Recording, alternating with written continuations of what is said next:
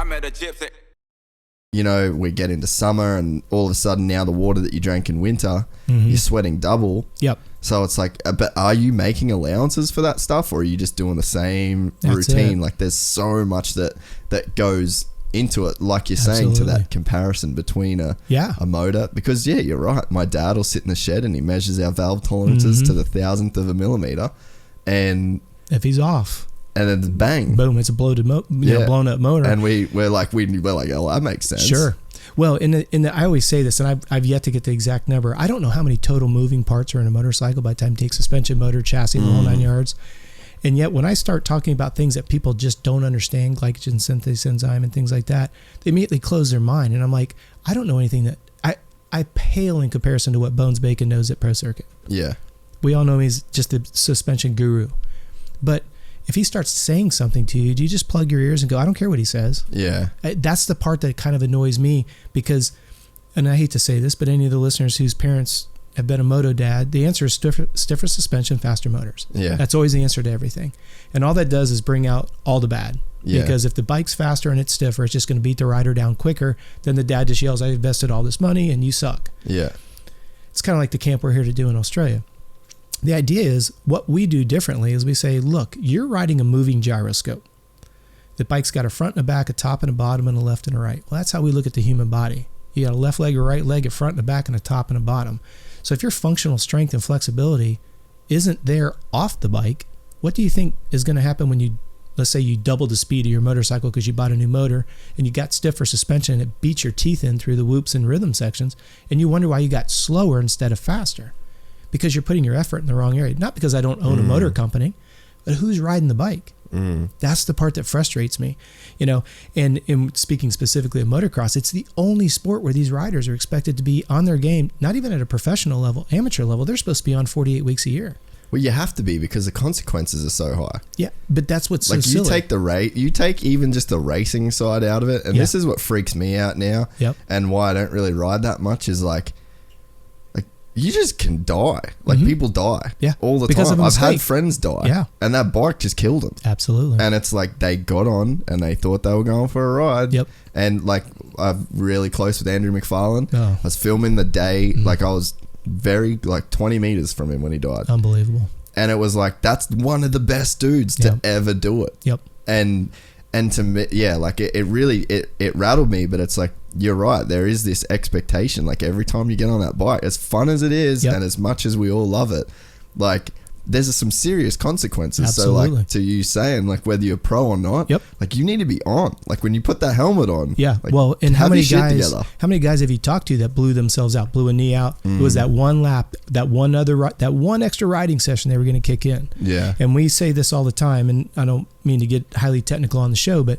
you know, we take lap times and we correlate it against heart rate. And what people don't realize is we correlate it against blood sugar levels. There's a direct correlation. As blood sugar drops, lap times get slower. Because that's basically energy, right? It's energy and your ability to eye-hand coordinate. So when you see somebody coming in and they start missing their marks, instead of rolling through the corner that they've been doing for the last 12 minutes, all of a sudden they come in and make it a 4-point turn because they're bouncing off the corner.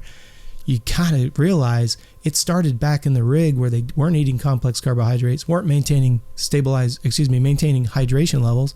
Their blood sugar's not stabilized for the duration of the race, whether it's Loretta's in a 20 or outdoors at 30 plus 2. That's where training comes in mathematics. It makes so much sense because like how many dudes have you heard that they're like, man, that guy on the practice track is like the best dude ever. Can't touch him. But then you get to the race and he can't do it. And it's like, but how many dudes do you also know that get so nervous on race day they don't eat? Yes. And I say this all the time. I'm so glad you said that.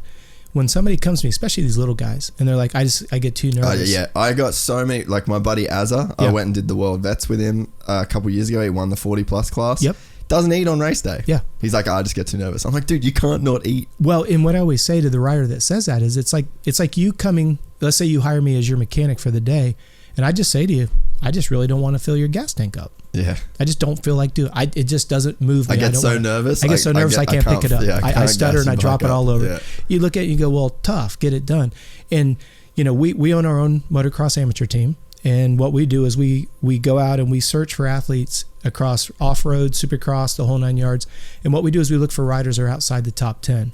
And the reason why I bring it up in this context is when we get them, and usually these are the kids that are trying to break into the top 10, so they kind of have a different kind of stress because they're lining up to guys that they know are running full factory bikes. They're already like a little bit from super minis all the way up. We know that they're running full factory equipment.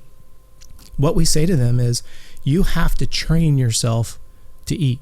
We do a lot with triathletes. So if we just came back from Ironman Hawaii, and if you've ever spent any time over there, the lava fields are not nice to anybody. But if you're going to get off the bike after biking 112 miles and run a marathon, you're going to have to deal with sloshy gut, disturbed gut, but yet motocross goes, nope, we have pre-race nerves. We can't do that. Don't buy it. Train yourself to the specificity of what you're going to race.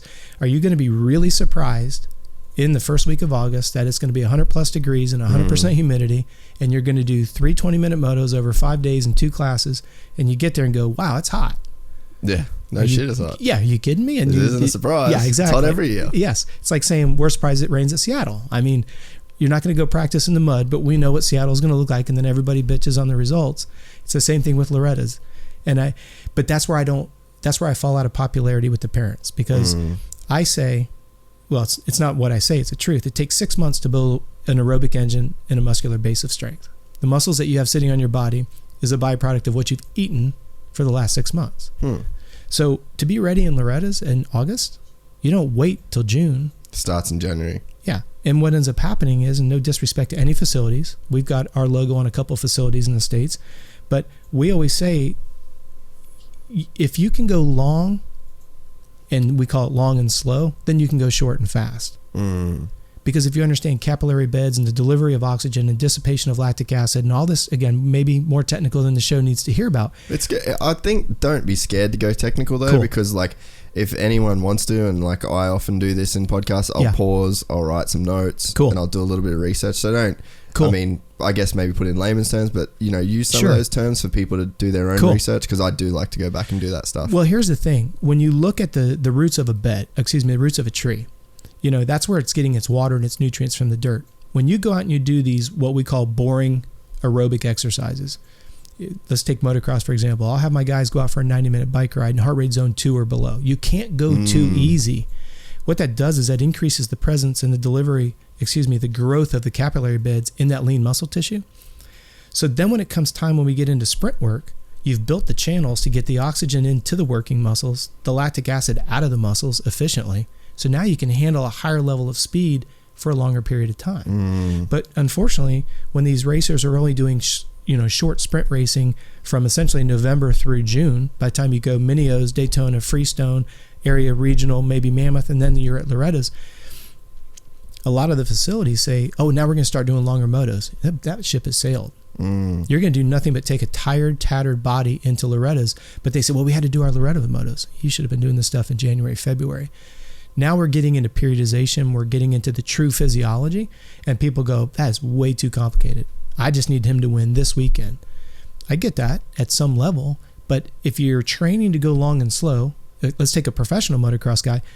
I don't do anything special for Supercross. He needs to be training for outdoors. Why? Because if he can go 3 30-minute motos in training, he damn sure can do 20 laps when it's 62 degrees and low humidity.